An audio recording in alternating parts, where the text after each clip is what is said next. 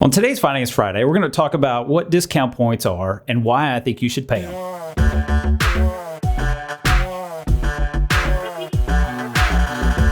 So today we're talking about discount points. Most of you are wondering, Chris, what's a point? Essentially, a point is a percentage. So when you hear me say 1 point, basically that's 1%.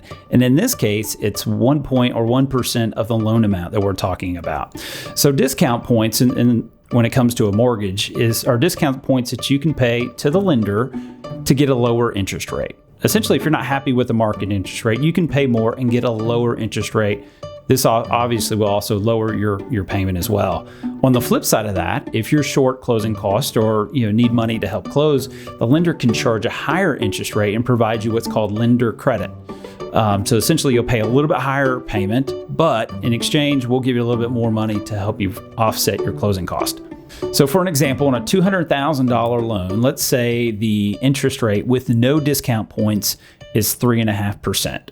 Your monthly payment's going to be $898 a month. This is just principal and interest. And remember, this is just an example, guys. Everything changes with the credit scores in the market constantly moving up and down.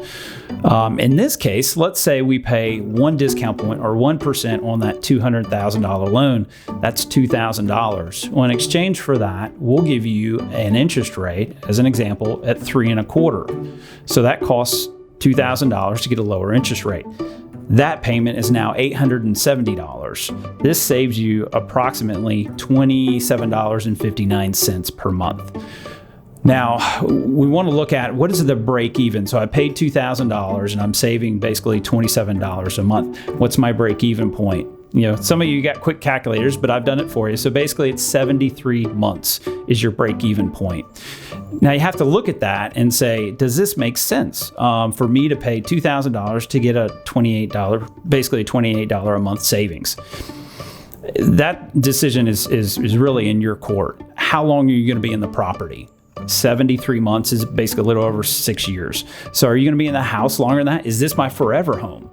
If it's your forever home, guys, pay the discount points, get that little bit lower payment, and save that interest. Basically, you're paying $2,000 and you're going to save $9,938 over the life of that loan.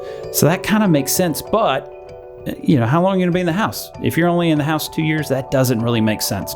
So the scenarios change. Does it make sense to pay points and not pay points? That's really up to you.